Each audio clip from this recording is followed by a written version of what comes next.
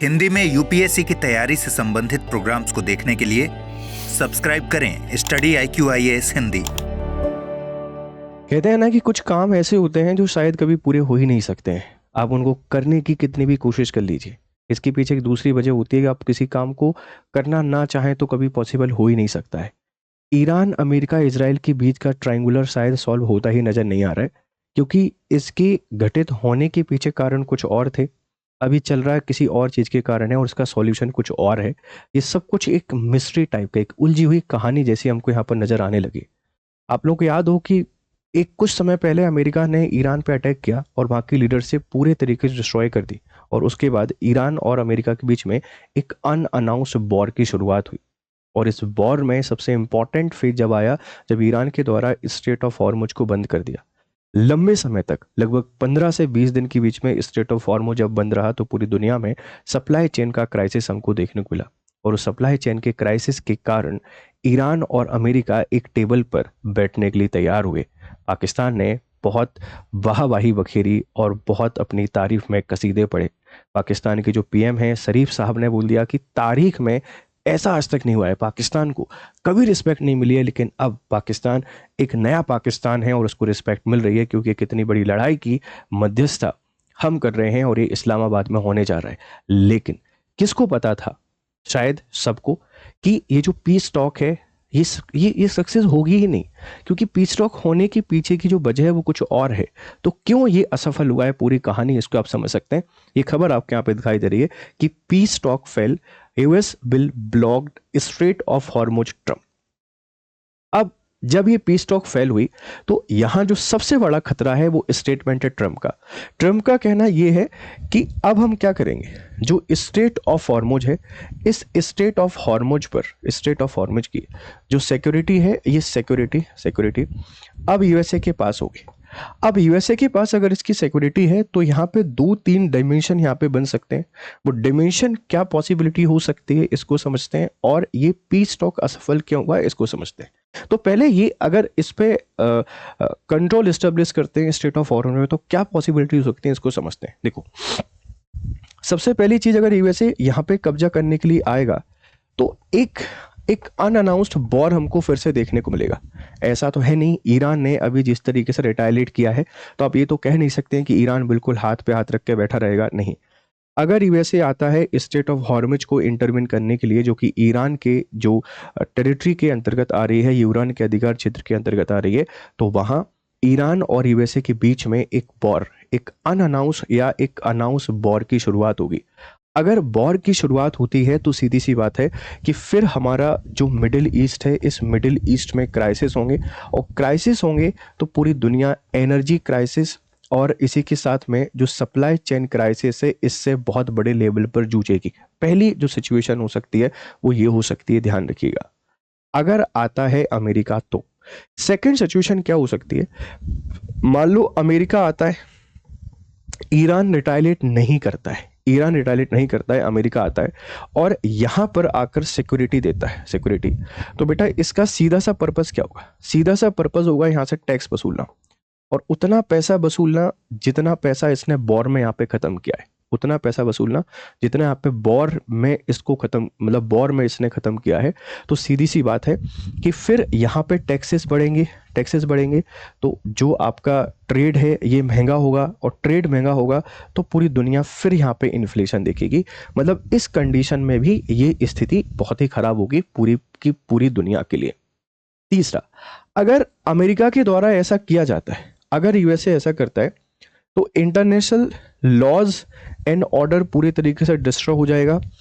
रसिया, China को भी open licence मिलेगा, ये किसी भी जगह जाकर कहीं भी कब्जा करना शुरू करेंगे, छोटे छोटे देशों को परेशान करेंगे, उनकी सॉवरेनिटी, उनकी इंटीग्रिटी या उनका जो आप कह सकते हैं रूल ऑफ लॉ को डिस्ट्रॉय करके अपनी एक्सपेंशन पॉलिसी पे विस्तार करेंगे।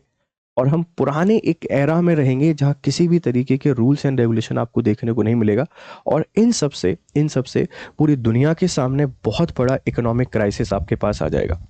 अगर ये रोकने के लिए आता है तो ये 3-4 सिचुएशन आपके यहाँ पे देखने को मिल सकते हैं, क्योंकि फेल हो चुका है। अब अमेरिका शांति से बैठेगा तो नहीं, क्योंकि पिछले 1.5 साल से जो तबाही मचा रखी थी यूएसए ने, उस तबाही को पहली बार यहाँ रोकने का प्रयास किया गया ईरान के द्वारा। ठीक है। तो ये सिचुएशन हमको यहाँ पे देखने को मिल सकती है, मतलब पूरी दुनिया में अभी भी हम वो शांति की जो उम्मीद कर रहे थे, सप्लाई चेन के जो रीस्टार्ट होने की उम्मीद कर रहे थे, वह शायद हमको दिखाई नहीं दे रही है। एक चौथी सिचुएशन भी यहाँ पर हो सकती है, देखो मैं आपको बताता हूँ, जो संभवतः मोस्ट प्रोबेबली पॉसिबल है कि अब देखो एक सिचुएशन क्या है कि दूसरा ऑफर देगा यूएसए ईरान के लिए, और ये दोबारा एक टेबल पर बैठेंगे।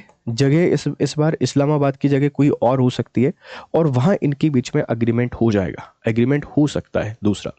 और तीसरा इसका डिमेंशन क्या हो सकता है कि डोनाल्ड ट्रंप अपनी तारीफ कराने के लिए एक ट्वीट कर दें कि ईरान को हमने पनिशमेंट दे दी है और ईरान मान गया है सभी शर्तों के साथ, इसीलिए जो टेम्परेरी सीज फायर लाइन थी हमने उसको परमानेंट सीज फायर लाइन के तौर पर यहाँ पे अनाउंस कर दिया है। अगर ये दो पॉसिबिलिटी होती हैं तो बहुत अच्छी बात है पूरी दुनिया के लिए।